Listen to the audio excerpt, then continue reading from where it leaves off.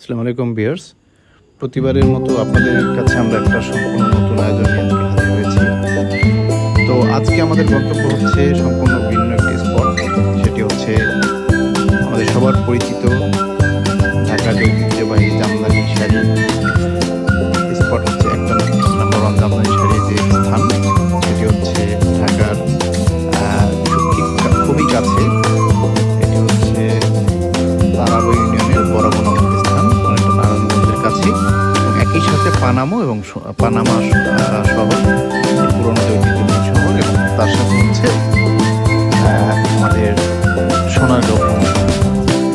তো বলে নেই,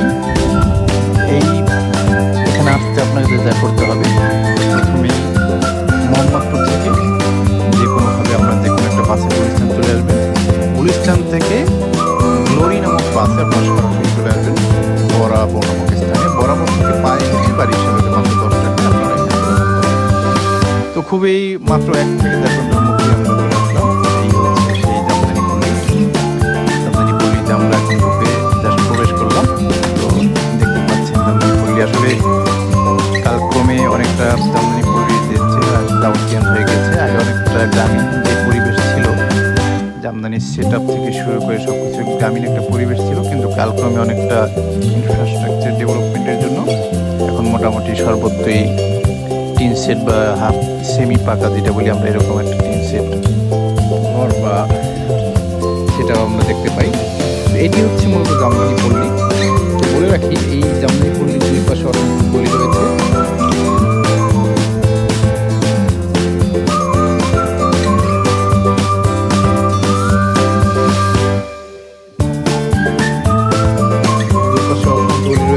আমরা বেশ কয়েকটা দোকান ঘুরলাম। এই হচ্ছে পুরো জামদানি পল্লী। আমরা শর্টকাট আপনাদের দেখালাম। এটি সিরিয়াল অনেকগুলো গলি আছে, গলির ভিতরে এবং বাইরে সোজা যে গলিগুলো দেখতে পাচ্ছেন, যে পুরোটাই জামদানি পল্লী। এখন আমরা জামদানি পল্লী থেকে বেরোই। আমরা এখন আমাদের গন্তব্য হচ্ছে পানামনগর। তো পানামনগর যেতে হলে আপনাকে কি করতে হবে, বরাবর থেকে আপনারা সরাসরি চলে আসবেন কাঁচপুর ব্রিজে। এখান থেকে লেগুনা যোগে মাত্র 10 থেকে 20 টাকা ভাড়া। সেখান থেকে কাঁচপুর ব্রিজ থেকে সরাসরি সোনারগাঁও আমরা উঠলাম বাসে চলে আসলাম সোনারগাঁও। এই হচ্ছে সোনারগাঁওয়ের মূলত এন্ট্রান্স। তো আমরা প্রথমে পানামনগর ভ্রমণ করলাম, কারণ পানামনগর থেকে সোনারগাঁও আমাদের যাওয়ার সুবিধা হবে না। এই হচ্ছে পানামনগর। এটি হচ্ছে পানামনগরের প্রবেশদ্বার। আর ঠিক এই রাস্তা থেকে আমরা সোনারগাঁও হয়ে পানামনগর ঘুরেছি। তো সোনারগাঁও মেইন রাস্তা, হাইওয়ে রাস্তা আসলে মাত্র 20 থেকে 30 টাকার মধ্যে পানামনগর চলে আসতে পারবেন। তো পানামনগরটি হচ্ছে প্রবেশদ্বার, সাথে আমার পরিবার, আমার ছোট ছেলে, আমার ওয়াইফ, আমার বড় ছেলে, সবাই বলে এটি হচ্ছে এন্ট্রান্স। তো পানামনগরের ইতিহাস না বললেই না। 15 শতকে ঈশা খাঁ বাংলার প্রথম রাজধানী স্থাপন করেছিলেন এই সোনারগাঁও। সোনারগাঁও হচ্ছে অবশ্যই রাজধানী। সোনারগাঁও নারায়ণগঞ্জ জেলায়। পূর্বে মেঘনা আর পশ্চিমে শীতলক্ষা নদী পথে বিলেত থেকে আসতো বিভিন্ন ধরনের ধান কাপড়, আবার মাঝে মাঝে দেশ থেকেও মসলিনের কাপড় যেত। তাই শীতলক্ষা আর মেঘনার ঘাটে প্রতিদিনই প্রচুর পালতোলা নৌকা ভিড় করত। ঠিক ওই সময়টাতেই ইস্ট ইন্ডিয়া কোম্পানির বাণিজ্যিক কার্যক্রম চিরস্থায়ী বন্দোবস্তের ফলে ইউরোপীয় অনুপ্রেরণায় নতুন ঔপনিবেশিক একটা স্থাপত্যি গড়ে ওঠে পানামনগরী। এটি হচ্ছে সেই পানামনগরী। পরবর্তীতে এই পোশাক বাণিজ্যের স্থান দখল করে নেয় নীল বাণিজ্য। ইংরেজরা এখানে বসেছিলেন। এই নীলের বাণিজ্য কেন্দ্রই ছিল এই পানামনগরী। ডব্লু হান্টারের অভিমত হলো, সুলতানি আমলে পানাম ছিল সোনারগাঁও রাজধানী, কিন্তু পানামে সুলতানি আমলে তেমন কোনো স্থাপত্য নজরে আসলে পড়ে না। তাই এই দাবিটির সত্যটা ঠিক প্রমাণিত নয় আসলে। এক্ষেত্রে জেমস টেলর বলেছেন, সোনারগাঁয়ে প্রাচীন শহর ছিল এই পানামনগর। এই তত্ত্বটির সাথে বাস্তবের কোনো বিরোধ নেই, আসলে এটি সত্যি প্রমাণিত হয়। এদিকে প্রচুর ঔপনিবেশিক ধাঁচের কিছু দোতলা এবং একতলা বাড়ি রয়েছে প্রচুর। আমার ভিডিওটি আপনারা দেখলেন। এই বাড়িগুলো বেশিরভাগই ঊনবিংশ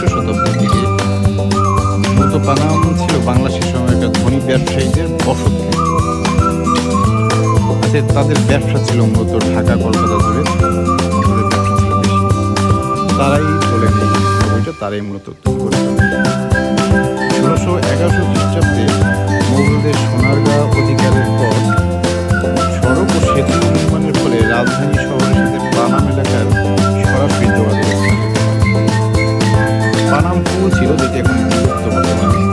দুলালপুর কুয়ো, পানামনগর সেতুর অবস্থান ও তিন দিকের খাল বেষ্টনী থেকে বোঝা যায় পানাম সোনারগাঁর একটি উপশহর ছিল।